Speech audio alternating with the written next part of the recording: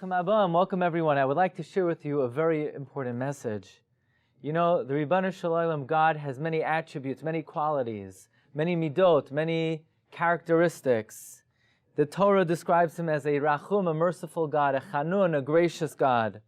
We have Yud Gimel Midot Harachamim, 13 attributes of mercy.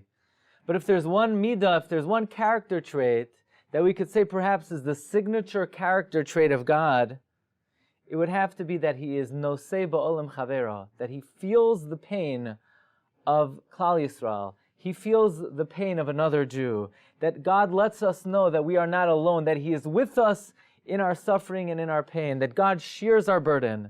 In fact, what is the very first encounter that the Jewish people and Moshe Rabbeinu have with God? We just read it in last week's Parsha, in Parsha Shemos. We all know that Moshe Rabbeinu encounters God in the sneh at the burning bush.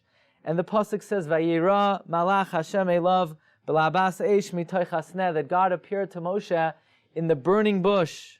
And Rashi is bothered, why a sneh, why a lowly bush? Why not an apple tree? Why not an orange tree?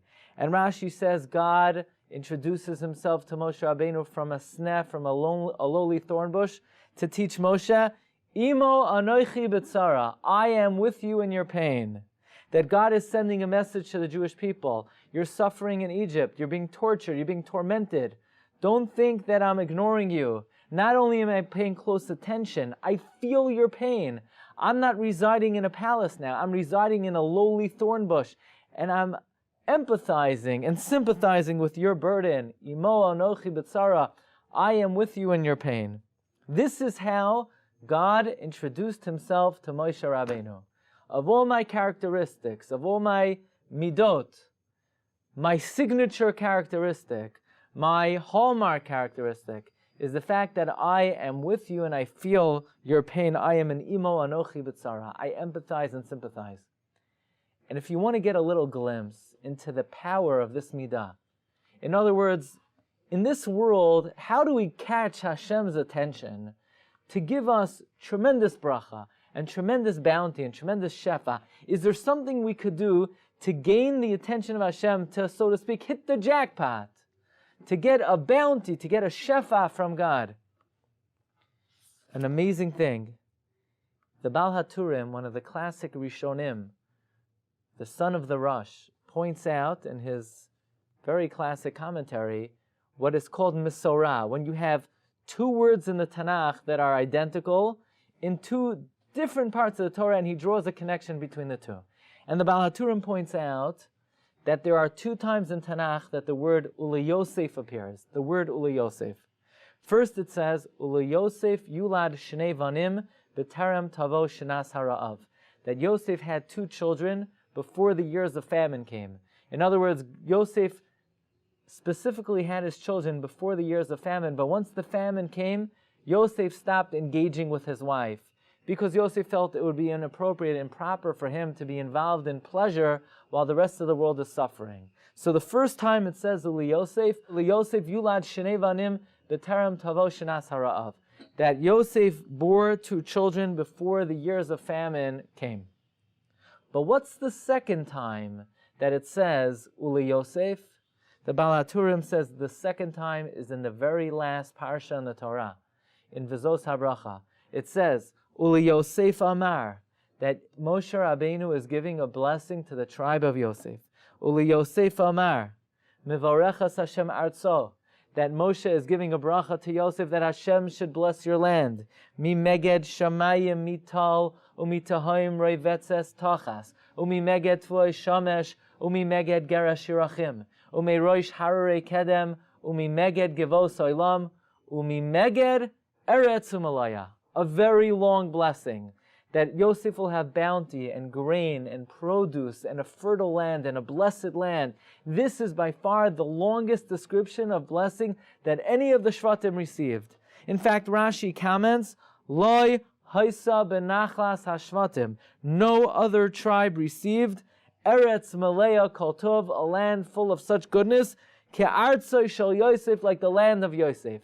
Not Ruvain, not Shimon, nobody hit the jackpot, hit the bounty, got so much blessing like Yosef HaTzadik. Yosef really hit it big.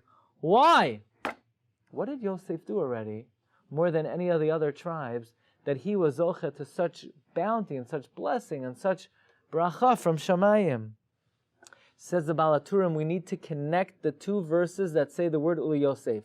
You know why Uli Yosef Amar Mevarechas Hashem Arzo? You know why Yosef got more blessing than any of the other Shvatim? Because Uli Yosef Yulad Shnei Vanim B'Terem Tavo Shnas Hara'av. Because Yosef felt the pain of other people. And when there was famine, he didn't involve himself in pleasure. He said, now's not the time. Now's the time to empathize and sympathize with others.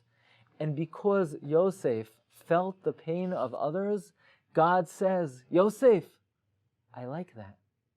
I value that. That's important to me. You caught my attention. You sympathize with another Jew, with other human beings. That is why when it comes time for you to get the blessing, you hit the bounty, you get the windfall, you hit the jackpot. And that is why Yosef received Lo Haisa ben Nachlas Hashvatim Eretz Mevayreches Ka'artzoi Shel Yosef. No other Shevet received such great bounty, because Ule Yosef Yulad Shnei Vanim B'Terem Tavai Shnas Harav. And what's unbelievable, and when I hear this, my soul shakes, my soul quivers, because the end of the blessing to Yosef says, Umi Meged Eretz Umalaya, you're going to have the land in its fullness. And do you know, Yosef, who it's coming from? Ritzon Shochni Sineh, from the will of the one who resides in the burning bush. Says Rashi, it's coming meritzono v'nachas ruach. It's coming from the will and the pleasant desire shel HaKadosh Baruch Hu of God, hanigla alai tchila b'sneh, who revealed himself to me the first time in the burning bush. Do you realize what this verse is saying? That who's giving Yosef the bracha? The one who resides in the burning bush. Why are we calling God the one who resides in the burning bush? Do you realize that nowhere in the entire Torah is God ever called the one who resides in the bush? He's called Yod Kei Vav Kei, he's called Adoi Shem, Adnos, he's called Shakai, he's called Tzavakos, he's called Elokim. Nowhere is God called the one who lives in the burning bush. Why, when it comes to the blessing of Yosef, is God called the one who resides in the burning bush? You know why? Because God is telling Yosef why he got the blessing. You know why you got the blessing? Because you emulated me. Remember when I introduced myself to Moshe? I introduced myself to Moshe as the one who resides in the bush, that I'm someone who empathizes and sympathizes with another. I'm someone who feels and shoulders the burden of another. Yosef, you emulated me. You copied me. You captured my attention. You caught my eye, Yosef. You followed my lead. There is one time that God is described as the one who resides in the burning bush, in his Shalom Aleichem, in his introduction to the Jewish people. And when somebody emulates this quality of God, to see someone in pain and to try to feel it and empathize with it and sympathize, that is something that is so dear and beloved to God, that God says, I can't wait to reward you in the next world. You're going to hit the jackpot, you're going to win it big in this world, because you emulated the ways of your Creator. This is the lesson that we learn from God's introduction to Moshe Rabbeinu. We hope to be able to learn that lesson from our Creator, and thereby we should all merit bracha v'hatzlacha, great bounty. Thank you for listening. I wish everybody only blessing and success.